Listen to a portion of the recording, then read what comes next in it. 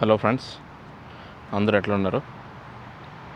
ఈరోజు నేను మీకు ఒక ఇంట్రెస్టింగ్ విషయం చెప్దాం అనుకుంటున్నా.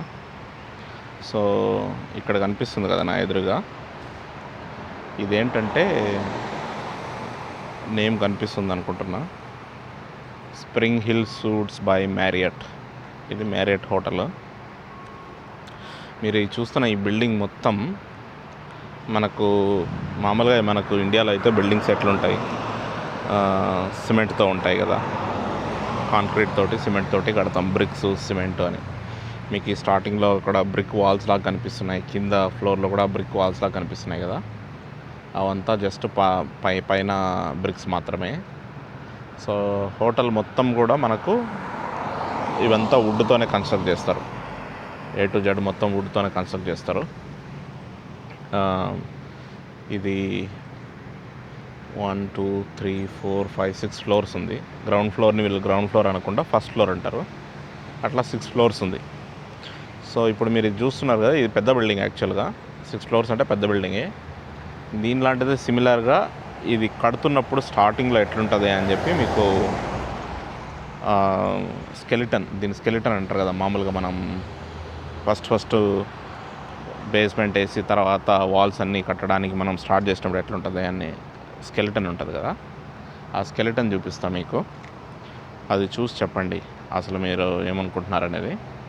అందులోనే ఒక క్వశ్చన్ కూడా ఉంది, మీకు ఎవరైనా ఆన్సర్ చేయగలరేమో చూద్దాం. సో ఆ క్వశ్చన్కి ఆన్సర్ చేయడానికి ట్రై చేయండి కామెంట్స్లో. ఎవరైనా కరెక్ట్గా చెప్తారేమో చూద్దాం. ఓకే ఫ్రెండ్స్, స్కెలిటన్ చూపిస్తాను మీకు. దాంట్లో నేను అడిగే క్వశ్చన్ ఏందో ఆన్సర్ చేయడానికి ట్రై చేయండి. సో ఇది మేము ఉండే ఏరియా. ఇక్కడ మీకు ఒక ఇంట్రెస్టింగ్ ఐటమ్ ఉంది చూడండి. ఇది కొత్తగా కడుతున్న హోటల్ అన్నమాట. కనిపిస్తుంది అనుకుంటున్నా మీకు. సో ఇక్కడ వీళ్ళు ఏదైనా కానీ బిల్డింగ్ కట్టడానికి అస్సలు సిమెంట్ బ్రిక్స్ అనేటివి యూజ్ చేయరు అన్నట్టు. సో ఇక్కడ మామూలుగా వీళ్ళు ఎక్కువ వుడ్డే వాడతారు. ఈ వుడ్ కూడా ఎట్లా వస్తుంది వీళ్ళకి, ఇంత వుడ్ ఎట్లా వస్తుంది అంటే, వీళ్ళు ఇల్లులు కట్టడం కోసమే చెట్లని పెంచుతారు. పెంచి అవి పెద్దవైన తర్వాత వాటిని కట్ చేసి ఇట్లా వుడ్కు వాడతారు. మనం చూస్తే కిందంతా సిమెంట్ తోటి బేస్మెంట్ వేశారు. తర్వాత పైన జస్ట్ అన్ని పిల్లర్స్ కూడా లేవు, ఏం కాలమ్స్ ఏం లేవు, మొత్తం వుడ్ తోటి చెక్కలతోటి మొత్తం ఫస్ట్ ఫ్లోర్ అంతా కంప్లీట్ అయ్యి తర్వాత సెకండ్ ఫ్లోర్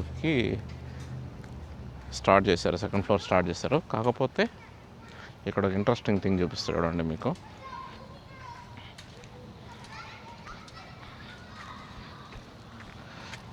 సో ఇట్లా మనం ఏదైనా ఇట్లా యాక్టివ్ కన్స్ట్రక్షన్ ప్రాపర్టీ ఉంటే వాళ్ళని లోపల రానియకుండా సేఫ్టీ కోసం ఇట్లా లాక్ చేసేస్తారు. ఇవన్నీ టెంపరీవే, మళ్ళీ తీసేయచ్చు. ఇవన్నీ ఎప్పటికప్పుడు మన కాంపౌండ్ వేసుకొని తీసేయచ్చు. సో వీళ్ళు ఇక్కడ మాత్రం సిమెంట్ బ్రిక్స్ తోటి ఇట్లా పైకి, నాకు తెలిసి ఇది 3-4 ఫ్లోర్లు కడతారు కావచ్చు, అందుకే ఆ సిమెంట్ బ్రిక్స్ తోటి ఆ 3 ఫ్లోర్స్ వరకు కట్టారు పైకి. సో అక్కడ పైన మీకు కనిపిస్తుంది కదా సిమెంట్ బ్రిక్స్ తోటి.